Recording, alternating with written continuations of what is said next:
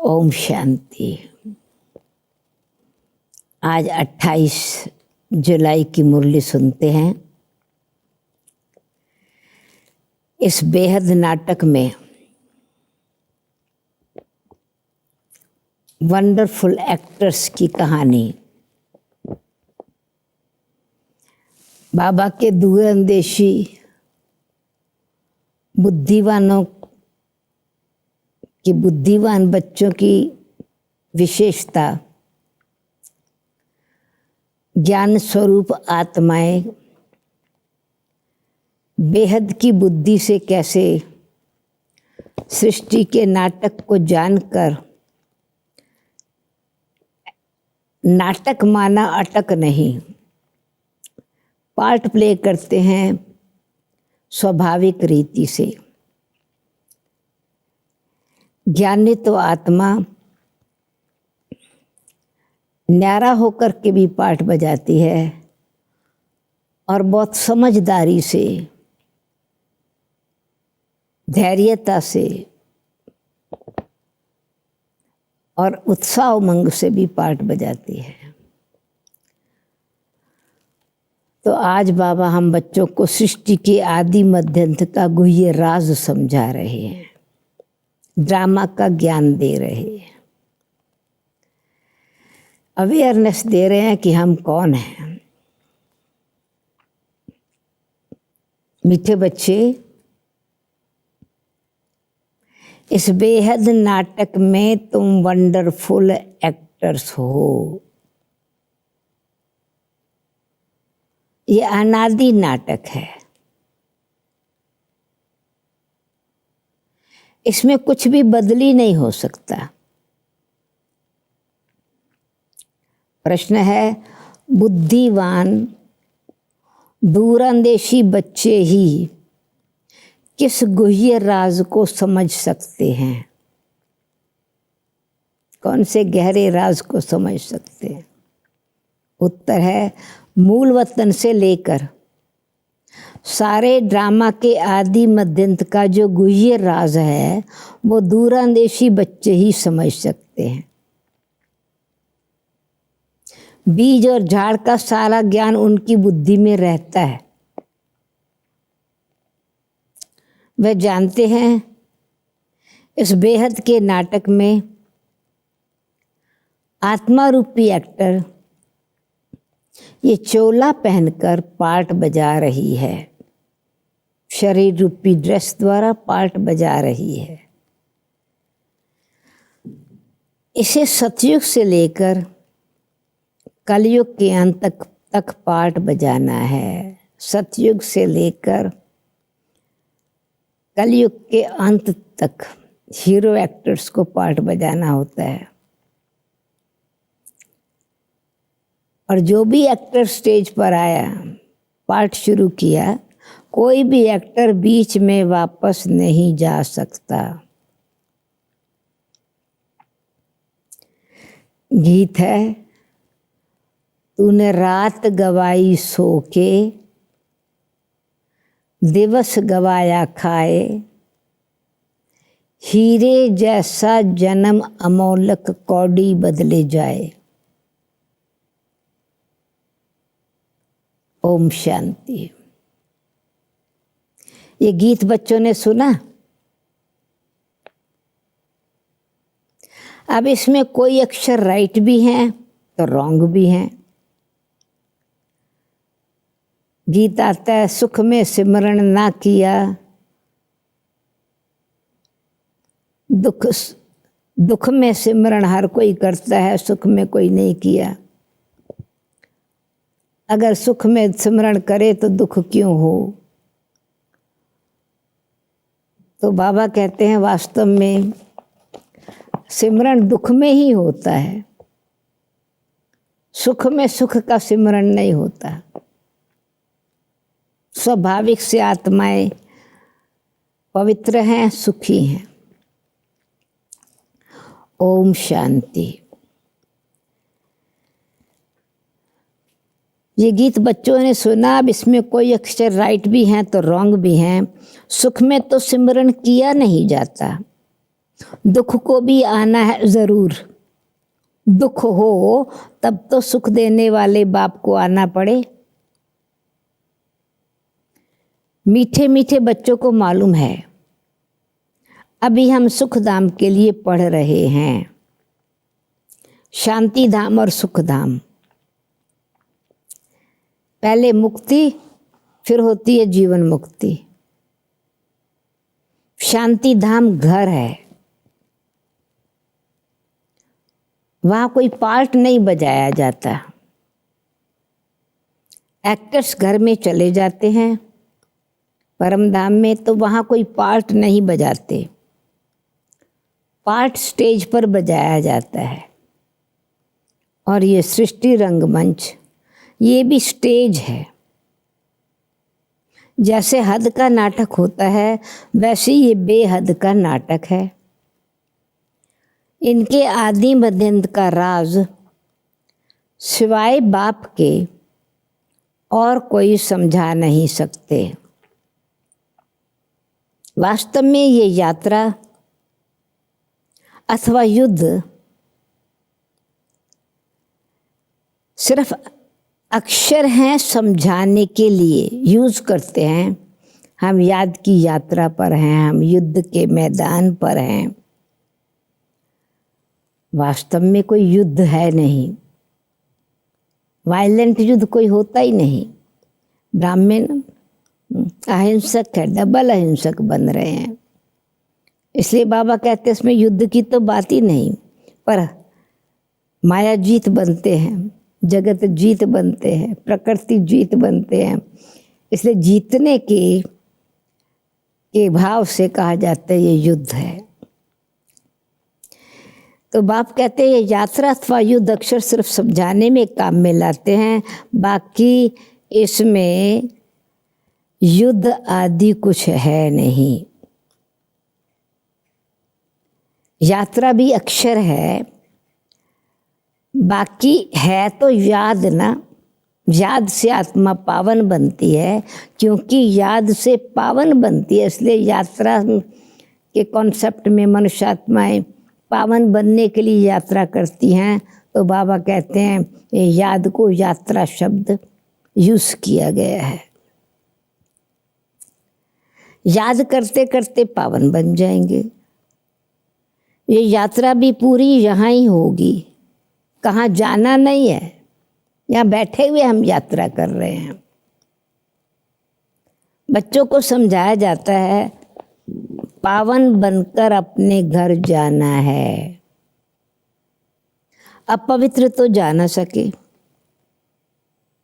तो अपने को आत्मा समझना है। मुझ आत्मा में सारे चक्कर का पार्ट है। अभी वो पार्ट पूरा हुआ। बाप राय देते हैं, है बहुत सहज, मुझे याद करो। बाकी बैठे तो यहाँ ही हो ना, कहाँ जाते नहीं हो। बाप कहते हैं मुझे याद करो तो तुम पावन बन जाएंगे। युद्ध कोई है नहीं। जैसे यात्रा कहीं पैदल जाने की बात नहीं, पहाड़ पर जाने की बात नहीं है, ये याद की यात्रा है। ऐसे ही युद्ध कोई है नहीं, ये तो माया पर जीत पानी है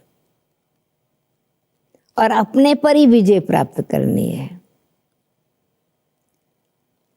अपने को तमो प्रधान से सतो प्रधान बनाना है। इसलिए क्योंकि अपने को तमो प्रधान से सतो प्रधान बनाना है, तो ये इसको युद्ध भी कहा जाएगा। जीत पानी अपने आप पर। बच्चे जानते हैं 84 का चक्कर पूरा होना है। भारत सतो प्रधान था, उसमें जरूर मनुष्य ही होंगे ना, जमीन थोड़ी बदलेगी। मनुष्य आत्माएं सतो प्रधान बनती हैं। अभी तुम जानते हो हम सतो प्रधान थे, हमको फिर तमो प्रधान से सतो प्रधान बनना है। सतो प्रधान थे, तमो प्रधान बन गए, अब फिर से सतो प्रधान बनना है। तभी मनुष्य पुकारते हैं, पुकारते हैं कि आकर हमको पतित से पावन बनाओ, हे पतित पावन आओ। परंतु वो कौन है, कैसे आते हैं, कुछ भी नहीं जानते। अभी बाबा ने तुम्हें समझदार बनाया है, कितना ऊंच मर्तबा तुम पाते हो। वहाँ के गरीब भी बहुत ऊंच हैं यहाँ के शाहूकारों से। यानी श्री लक्ष्मी नारायण के कॉन्ट्रास्ट में, राजा रानी के कॉन्ट्रास्ट में, उनकी भेंट में प्रजा की भी में भी साधारण, दासों के भी दास, फिर भी शाहूकार, यहाँ के पद्मा पद्मपति जिनको कहेंगे उनसे भी शाहूकार। साधारण प्रजा भी बहुत ऊंच बनती है। कितना तुम ऊंच मर्तबा पाते हो। भल कितने भी बड़े बड़े राजाएं थे, वहां की सतयुग की प्रजा राजाओं से भी ऊंची है। कैसे, क्यों? भल कितने भी बड़े बड़े राजाएं हैं द्वापर कलयुग में, धन बहुत था, परंतु हैं तो विकारी ना। पवित्रता का धन नहीं है, वो सम्मान, स्नेह, आत्मा की शक्ति उनमें नहीं रही है, इसलिए गरीब है। वहां की प्रजा भी शाहूकार है राजाओं से, विकारी है ना। उन राजाओं से भी, जो द्वापर कलयुग के राजा हैं, उनसे भी वहाँ की साधारण प्रजा भी बहुत ऊंची बनती है।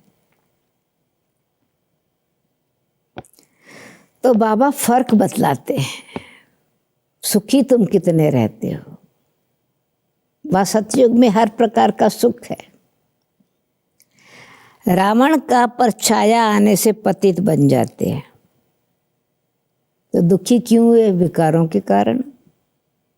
निर्विकारी देवताओं के आगे फिर अपने को बड़े बड़े राजाएं भी पतित कहकर जाकर माथा टेकते हैं,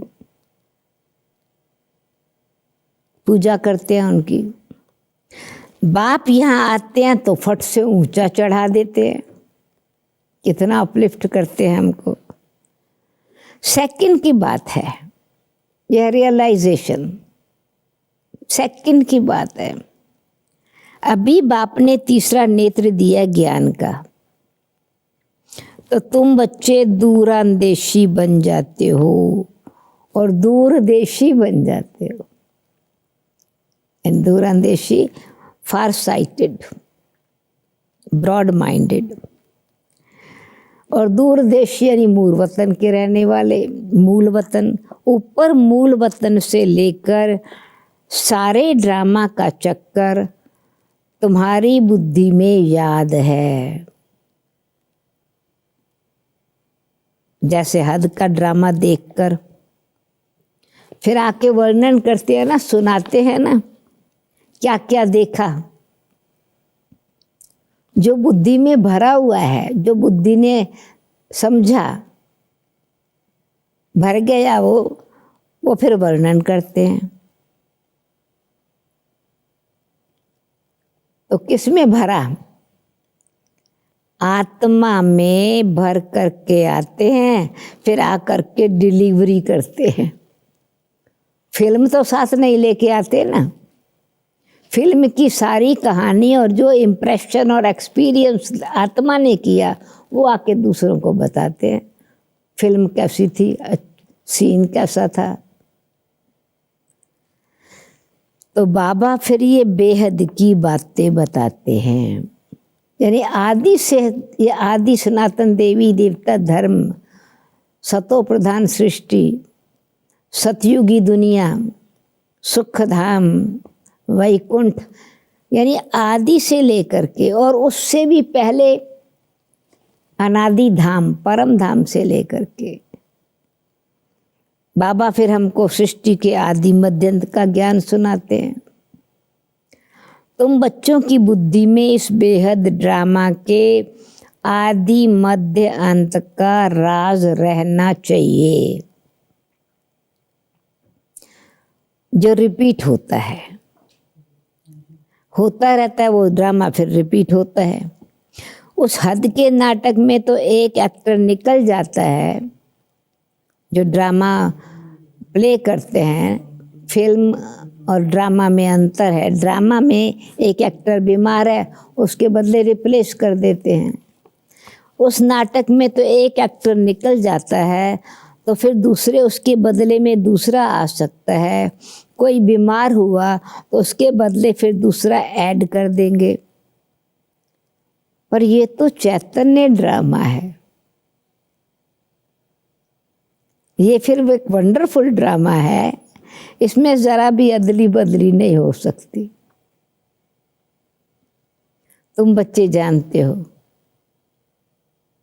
हम आत्मा है, ये शरीर रूपी चोला है, ये पहनकर हम बहुरूपी पार्ट बजाते हैं। बहुत गहरी बात है। ऐसे नहीं कि कोई दूसरा पार्ट प्ले कर रहा है तो मैं वही पार्ट, मैं जो प्ले कर रहा हूँ वो ये करे, या ये जो पार्ट प्ले कर रहा है मेरे को क्यों नहीं, मैं भी तो कर सकता हूँ। इससे भी न्यारे ये राज है, अपने पार्ट की विशेषता को समझ पार्ट प्ले करना और डिटैच होकर के देखना, गंभीरता से देखना और पार्ट प्ले करना और विशेषता से पार्ट प्ले करना। तो राज रहना चाहिए बुद्धि में। तुम बच्चे जानते हो हम आत्मा है, ये शरीर रूपी चोला है, जो पहनकर हम बहुरूपी पार्ट बजाते हैं। हमको फिर इस जन्म में जो पार्ट प्ले कर रहे हैं, नेक्स्ट जन्म में ये पार्ट नहीं होगा, रूप ही बदल जाएगा, नाम भी बदल जाएगा, स्थान भी बदल जाएगा, जिनके साथ प्ले कर रहे हैं वो एक्टर्स भी बदल जाएंगे। नाम रूप देश फीचर्स बदलते जाते हैं। हम एक्टर्स हैं, तो क्या एक्ट करनी है अभी? एक्टर्स को अपनी एक्ट का तो मालूम होता है ना। तो बाप बच्चों को ये चक्कर का राज तो समझाते रहते हैं कि सतयुग से लेकर हम कैसे कलयुग तक आते हैं, फिर जाते हैं, आत्मा रिटर्न जर्नी होम, परमधाम में जाती, फिर नए सिर से आकर पार्ट बजाते हैं। इनकी डिटेल समझाने में टाइम लगता है। ये 5000 साल के नाटक का डिटेल, इसका में तो टाइम लगता है। बीज में भल नॉलेज है, बीज में पोटेंशियल है, परंतु वो सारा वृक्ष बने, फल निकले, पत्ते निकले, उसमें तो टाइम लगता है ना। तो ऐसे बाबा कहते हैं बीज में भल नॉलेज है, फिर भी समझाने में तो टाइम लगता है ना। तो तुम्हारी बुद्धि में सारा बीज और झाड़ का राज है। जो भी अच्छे बुद्धिवान है वो समझते हैं कि ये मनुष्य सृष्टि रूपी वृक्ष का बीज बाबा ऊपर है, बीज ऊपर में है, और ये मनुष्य सृष्टि रूपी रचना, इसकी उत्पत्ति, पालना और संहार कैसे होता है, इसलिए कर्तव्य है ये नई सृष्टि की रचना, पुराने का विनाश, नई की पालना। इसलिए त्रिमूर्ति भी दिखलाया है। परमात्मा के 3 कर्तव्य भी चित्र में समझाए हैं। ये समझानी भी बाप देते हैं, जो और कोई भी मनुष्य दे न सके। जब यहाँ आए तब पता पड़े, इसलिए तुम सबको कहते हो यहाँ आकर के समझो। कोई कोई बहुत कट्टर होते हैं तो कहते हैं हमको कुछ सुनना ही नहीं है। कोई तो फिर सुनते भी हैं, कोई लिटरेचर लेते हैं, कोई नहीं लेते। एग्जीबिशन में वो सुनना नहीं चाहते, वो सिर्फ कहते हैं मैं आप पे ही देख लूँगा पिक्चर्स। तो वह ऐसे ही समझो घूम करके चले जाते। फिर थोड़ा थोड़ा कानों में पड़ा, फिर थोड़ा इंटरेस्ट लेंगे, लिटरेचर लेके चले जाएंगे। कोई तो लिटरेचर भी नहीं लेते। तो जिनको इंटरेस्ट है वो सुनते हैं। तुम्हारी बुद्धि अभी कितनी विशाल दूरंदेशी हो गई है। दूरंदेशी और दूरदेशी तीनों लोगों को तुम जानते हो। मूल वतन, जिसको निराकारी दुनिया कहा जाता है। बाकी सूक्ष्म वतन का कुछ है नहीं। वो बाबा का जैसे कि ऑफिस है, प्रोजेक्ट प्लानिंग का, प्लानिंग ऑफिस है। बाकी पार्ट तो सब यहाँ ही चलता है ना। कनेक्शन सारा मूल वतन और स्थूल वतन से है। बाकी सूक्ष्म वतन तो थोड़ा टाइम के लिए है। ये तो परमात्मा का संगम पर जो कार्य चलना है उसका प्रोजेक्शन, परमात्मा के जो प्लान है उसका प्रोजेक्ट जैसे बाबा ने वो हम बच्चों को सामने रखा है। बाकी सूक्ष्म वतन सारा है मूल वतन और स्थूल वतन। सूक्ष्म वतन तो थोड़ा टाइम के लिए है। बाकी आत्माएं सब ऊपर से यहाँ आती हैं पार्ट बजाने। ये झाड़ सब धर्म वालों का, धर्मों का नंबरवार है। इस मनुष्य सृष्टि रूपी वृक्ष में सब धर्म नंबरवार अपने टाइम पर आते हैं। ये मनुष्यों का झाड़ है और बिल्कुल एक्यूरेट है। इसलिए वो मनुष्य आत्माएं जैसे कहा जाता है ना, पत्ते की तरह हैं। तो कहते हैं हर पत्ता भगवान के हुक्म से हिलता है। अब परमात्मा जब डायरेक्शन देते हैं तो हम पत्ते इस मनुष्य सृष्टि रूपी वृक्ष के ईश्वरीय मत पर ही चलते हैं।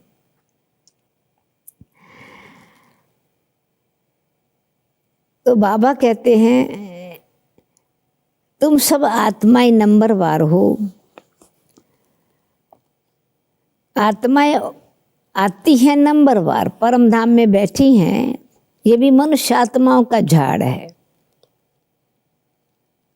यानी मनुष्य सृष्टि रूपी वृक्ष का झाड़ है, वृक्ष है और बिल्कुल एक्यूरेट है। अपने टाइम पर तना है, फिर शाखाएं हैं, फिर उपशाखाएं हैं। कुछ भी आगे पीछे हो नहीं सकता। ऐसे नहीं कि द्वापर में नई कलम सतयुग की लग जावे, नहीं, ऐसे नहीं है। और ना आत्माएं कोई और जगह बैठ सकती हैं। आत्माओं को वापस परम धाम में ही जाना है।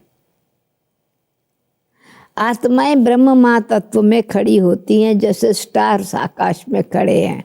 ऐसा साक्षात्कार ऐसा होता है, अनुभव ऐसे होता है कि सब सितारे आत्माएं लाइट्स परम धाम में की वासी हैं। पर अंतर है, ये जो स्टार्स हैं, प्लैनेट्स हैं, ये हैं तो बड़े ना,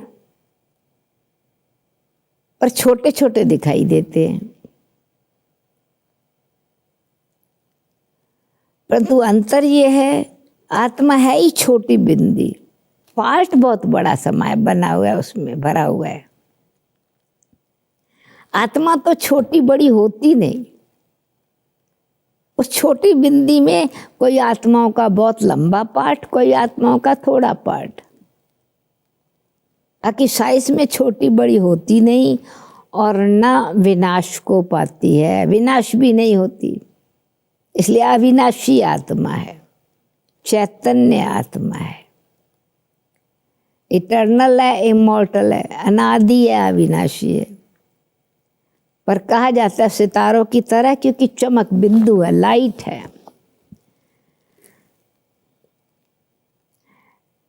तुम गोल्डन एज में जाते हो, फिर पार्ट बजाते बजाते आयरन एज में आते हो।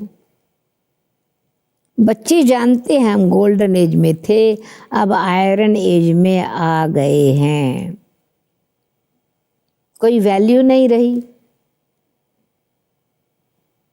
भल माया की चमक कितनी भी है, बाहर का शो, माया का शो, ब्राइटनेस माया की कितनी भी है, परंतु ये रावण की गोल्डन एज है, वो माया की गोल्डन एज की चमक है, रियलिटी नहीं है, ताकत नहीं है उसमें, वैल्यू नहीं है उसमें। और वो है ईश्वरीय गोल्डन एज। परमात्मा ने जो गोल्ड आत्मा को पवित्र बनाया, पवित्रता की शक्ति और अपवित्रता की चमक, फर्क है।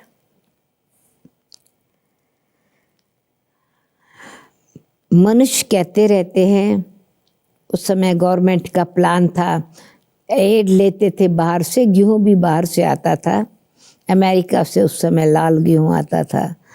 तो भारत का प्लान था कि हमारे अपनी प्रोडक्टिविटी बढ़ेगी। मनुष्य कहते रहते हैं 5-7 वर्षों में इतना अनाज होगा जो बात मत पूछो। देखो उन्हों का प्लान क्या और तुम बच्चों का प्लान क्या है। बाप कहते मेरा प्लान है पुरानी दुनिया को नया बनाना, मेरा प्लान है पुरानी दुनिया को ही नया बना देना। तुम्हारा तो एक ही प्लान है, भाई अनाज ज़्यादा होने लगेगा, जो चीज़ की कमी है वो ठीक हो जाएगी। तुम जानते हो बाप की श्रीमत से हम अपना वर्षा ले रहे हैं। बाबा रास्ता बताते हैं, श्रीमत देते हैं, श्रेष्ठ मत देते हैं, याद में रहने की मत देते हैं। मत अक्षर तो है ना, श्रीमत श्रेष्ठ मत। संस्कृत अक्षर तो बाप बोलते नहीं, बाप तो हिंदी में ही समझाते रहते हैं। भाषाएं तो ढेर है ना, जितनी कंट्रीज हैं हर कंट्री की भाषा की अपनी भाषा है। इंटरप्रेटर भी होते हैं, ट्रांसलेटर जो ट्रांसलेट करते हैं, जो सुन करके फिर सुनाते हैं। हिंदी और इंग्लिश तो बहुत जानते हैं, पढ़ते हैं ना। बाकी माताएं घर में रहने वाली इतना नहीं पढ़ती हैं। आजकल विलायत में अंग्रेजी सीखते हैं तो फिर यहाँ आने से इंग्लिश बोलते रहते हैं, हिंदी बोल नहीं सकते। घर में आते हैं तो माँ से भी इंग्लिश बात करने लग पड़ते हैं, इंग्लिश बोलते हैं तो बेचारी माँ मूंझ जाती है, उसको कन्फ्यूजन, यही नहीं पता चलता ये क्या कह रहा है, क्या मांग रहा है, क्या जाने इंग्लिश से। इसलिए फिर बच्चों को अगर अपनी ज़रूरत चाहिए कुछ घर में तो ज़रूर टूटी फूटी इंग्लिश हिंदी सीखनी पड़ेगी ना। तो यहाँ अनेक भाषाएं, अनेक राज्य। सतयुग में तो एक राज्य एक भाषा थी, अब फिर से स्थापन कर रहे हैं। एक धर्म, एक राज्य, एक भाषा। हर 5000 वर्ष बाद यह सृष्टि का चक्कर फिरता है, सो बुद्धि में रहना चाहिए। अब एक बाप की याद में रहना है। यहाँ मधुबन में तुमको फुर्सत अच्छी रहती है बाबा, यहाँ मतलब मधुबन में फुर्सत अच्छी रहती है। सवेरे स्नान आदि कर बाहर घूमने फिरने में बड़ा मज़ा आता है। वॉक करने जाओ, बुद्धि में यही याद रहे हम एक्टर्स हैं। ये भी अभी स्मृति आई है। बाबा ने हमको 84 के चक्कर का राज बताया है। हम सतो प्रधान थे, ये बड़ी खुशी की बात है।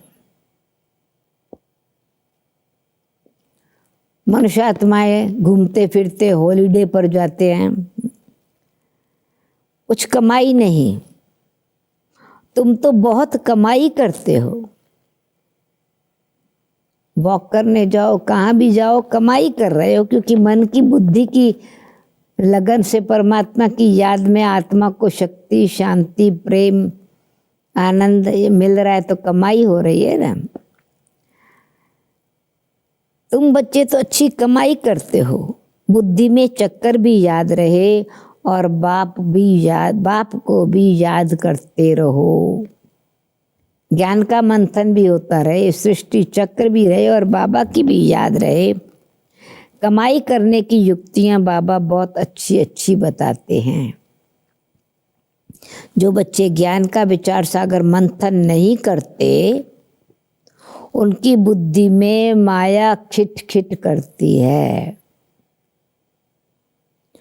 उन्हें ही माया तंग करती है। अंदर में ये विचार करो, हमने ये चक्कर कैसे लगाया। सतयुग में इतने जन्म लिए, फिर नीचे उतरते आए, अब फिर सतो प्रधान बनना है। तमो प्रधान बन गए थे, फिर सतो प्रधान बनना है। तो बाबा ने कहा मुझे याद करो तो सतो प्रधान बन जाएंगे। चलते फिरते बुद्धि में याद रहे तो माया की खिट समाप्त हो जाएगी। तुम्हारा बहुत बहुत फायदा होगा। भले स्त्री पुरुष साथ आते हो, मधुबन में आते हैं, सेंटर पर इकट्ठे आते हैं, पर याद तो हर एक को अपने आप करनी है ना। हर एक को अपने सिर मेहनत करनी है अपना ऊंच पद पाने के लिए। पढ़ाई पढ़नी है तो अपनी रीति से पढ़नी होती है ना। तो वॉक करने जाना है बाबा के साथ, अकेले भी वॉक कर रहे हैं।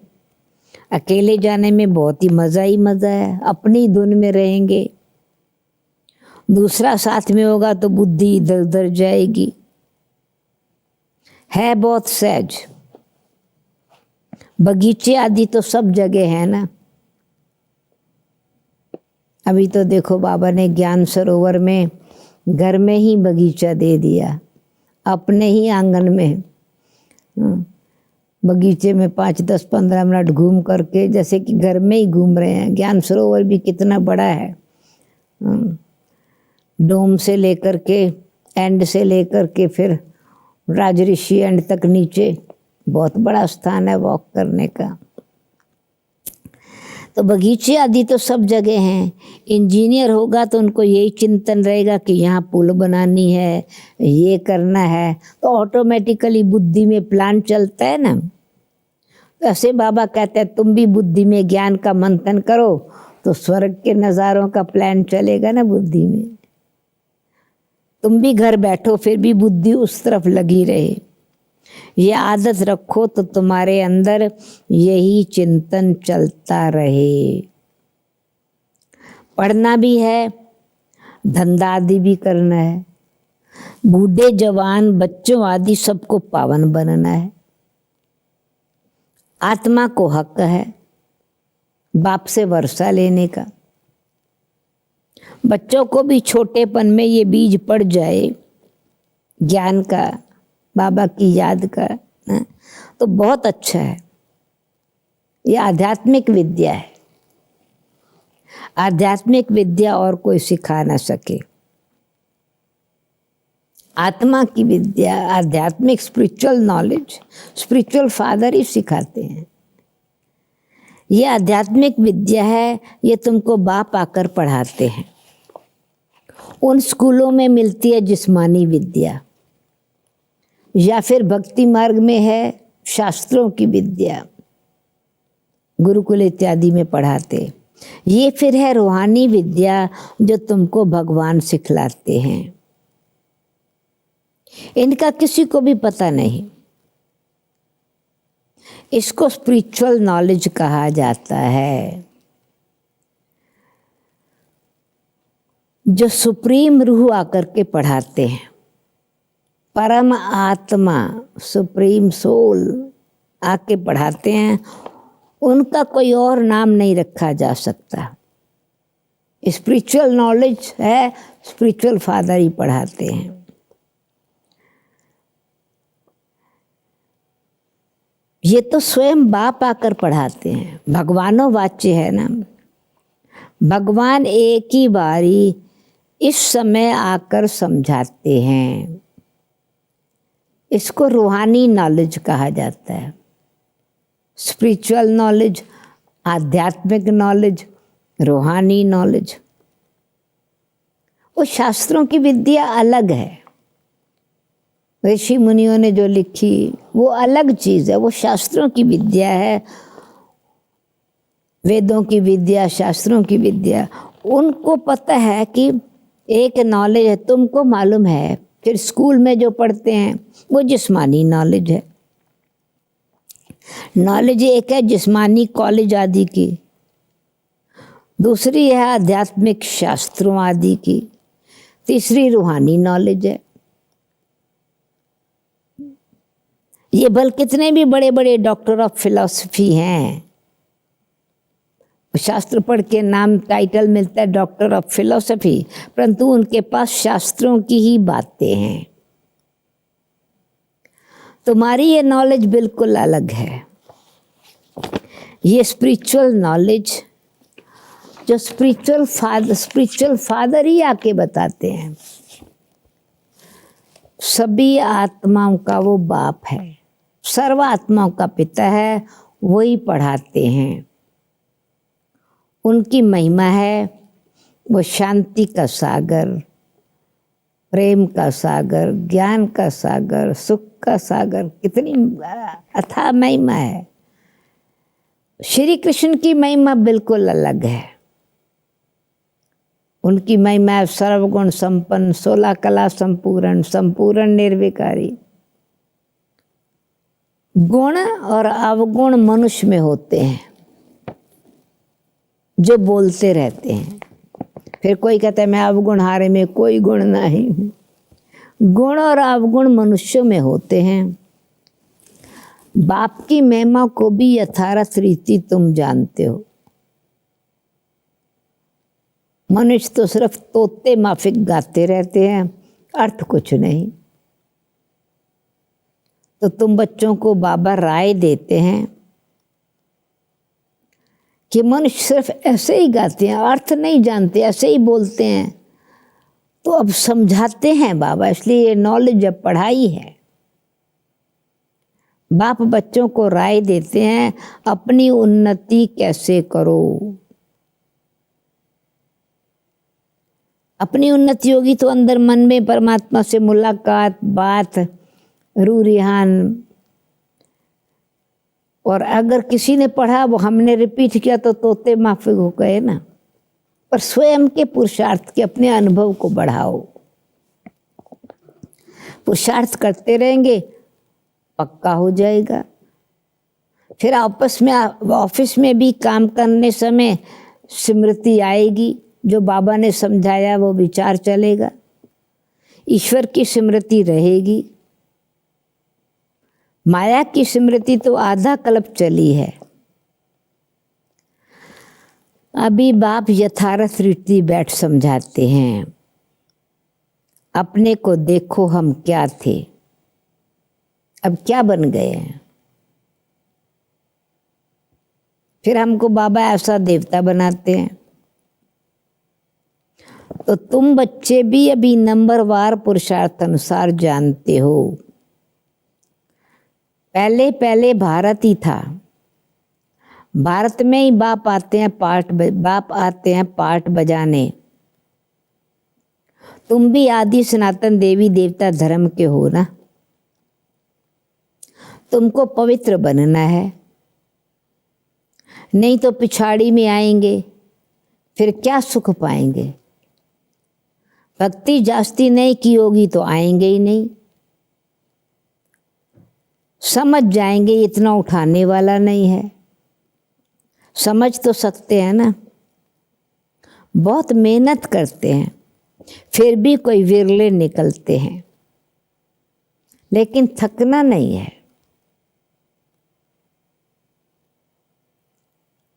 मेहनत तो करनी है ना।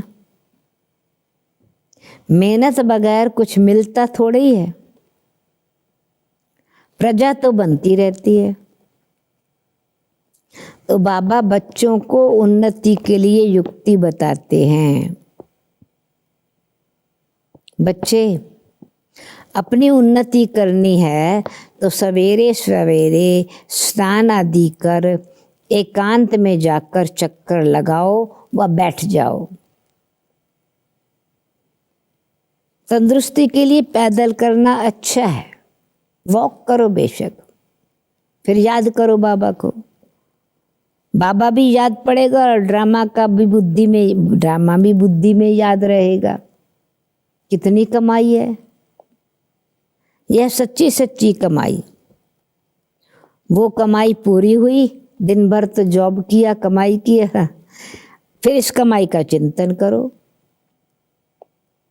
डिफिकल्ट तो कुछ भी नहीं है।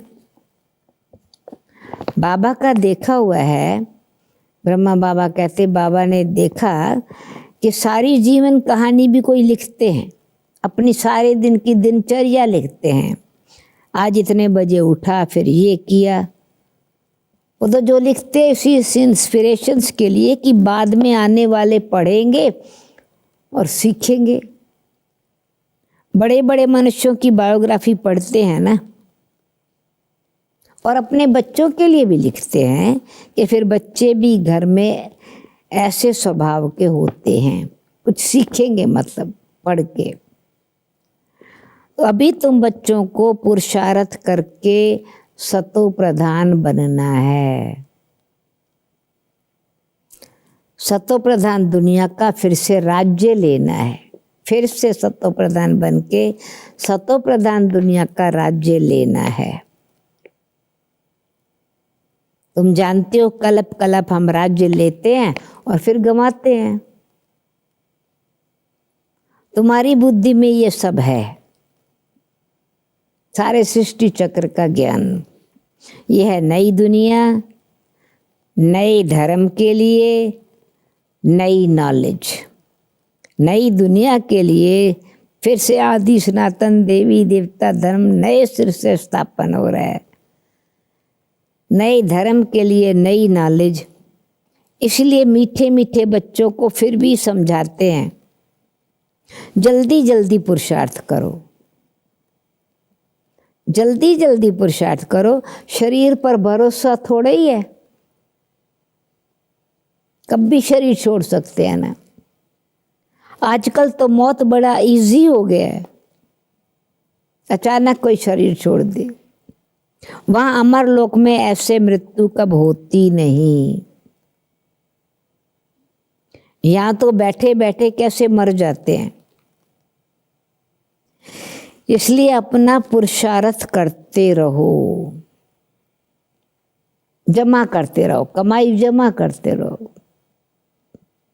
अच्छा, मीठे मीठे सीखी लदे बच्चों प्रति माता पिता बाप दादा का याद प्यार और गुड मॉर्निंग। रूहानी बाप की रूहानी बच्चों को नमस्ते। हम रूहानी बच्चों की रूहानी बाप दादा को याद प्यार गुड मॉर्निंग और नमस्ते नमस्ते। धारणा के लिए मुख्य सार। बुद्धि को ज्ञान चिंतन में बिजी रखने की आदत डालनी है।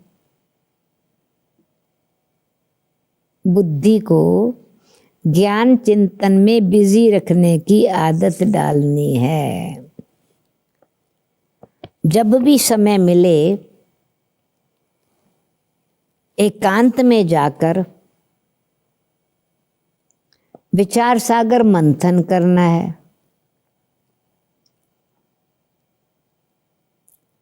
बाप को याद कर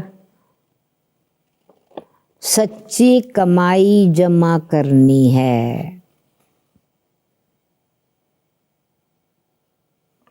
सेकंड पॉइंट है, दूरंदेशी बनकर इस बेहद के नाटक को यथार्थ रीति समझना है, एक्यूरेट समझना है, यथार्थ रीति समझना है। और सभी पाठधारियों के पाठ को साक्षी होकर के देखना है।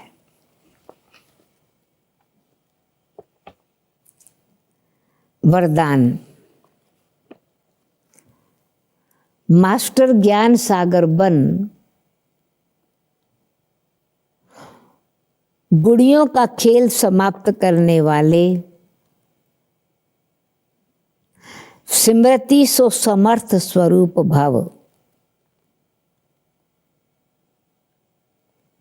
तो बहुत समय तक तो किसी और ने गुड़िया बनाई और उस गुड़ियों को ले करके खरीद करके खेल किया।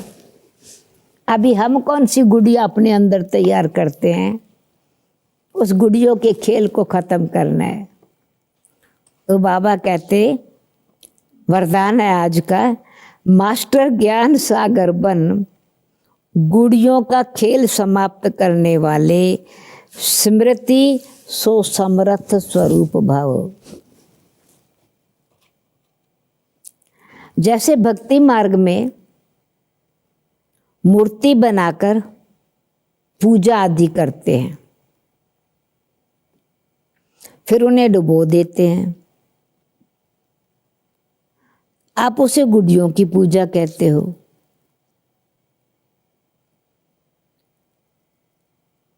चैतन्य देवताओं को थोड़ी डुबोएंगे, पर चित्र बना करके मूर्ति बना के डुबो दिया तो जैसे बच्चे खेल पूरा करके फिर खत्म कर देते हैं। तो बाबा कहते हैं कौन सी गुड़ियों का खेल हम बच्चे खेलते हैं? ऐसे आपके सामने जब भी कोई निर्जीव असार बातें, जिनमें कोई सार नहीं है, बेकार है, कौन सी गुड़ियां हैं वो? ईर्ष्या, अनुमान, आवेश आदि की बातें आती हैं और आप उनका विस्तार करके अनुभव करते हो या कराते हो कि यही सत्य है। तो ये भी ऐसे ही है जैसे उसमें प्राण भर देते हो ना, जैसे मूर्ति में भावना भर करके प्राण भर देते हैं, पूजा करते हैं प्रेम से, ऐसे ही है इन सब बातों में ईर्ष्या, द्वेष, आवेश को बार बार सिद्ध करते तो प्राण भर देते ना उसमें। तो अभी डुबोना है उनको। कैसे डुबोए? उन्हें ज्ञान सागर बाप की याद से बीती सो बीती करके स्व उन्नति की लहरों में डुबोते भी हो। लेकिन इसमें टाइम तो वेस्ट जाता है ना, इसलिए पहले से ही मास्टर ज्ञान सागर बन स्मृति सो समर्थ भाव के वरदान से इन गुड़ियों के खेल को समाप्त करो। मैं फिर से पढ़ती हूँ क्योंकि बीच में मैंने थोड़ी एक्सप्लेनेशन दी। वरदान। मास्टर ज्ञान सागर बन गुड़ियों का खेल समाप्त करने वाले, स्मृति सो समर्थ स्वरूप भाव। जैसे भक्ति मार्ग में मूर्ति बनाकर पूजा आदि करते हैं, भावना भर के ना, फिर उनमें पूजा करते हैं, फिर डुबो देते हैं। तो आप भी उसी गुड़ियों की पूजा करते हो, गुड़ियाँ कहते हो। ऐसे आपके सामने जब भी कोई निर्जीव असार बातें, ईर्ष्या, अनुमान, आवेश आदि की बातें आती हैं और आप उनका विस्तार करके अनुभव भी करते हो, बार बार विचार करके अनुभव भी करते हो और दूसरों को भी अनुभव कराते हो कि ये सच है, ये बात सच है, सत्य है। तो जैसे उसमें प्राण भर दिए ना, प्राण भर देते हो और फिर रियलाइज होता है ना फिर उन्हें ज्ञान सागर बाप की याद से बीती सो बीती करके स्वाउन्नति की लहरों में डुबोते भी हो, लेकिन इसमें टाइम तो वेस्ट जाता है ना। इसलिए पहले से ही मास्टर ज्ञान सागर बन स्मृति स्वरूप समर्थी भव के वरदान से इस गुड़ियों के खेल को समाप्त करो। स्लोगन, जो समय पर सहयोगी बनते हैं उन्हें एक का पद्म गुणा फल मिल जाता है। जो समय पर सहयोगी बनते हैं उन्हें एक का पद्म गुणा फल मिल जाता है। ओम शांति। ओम शांति।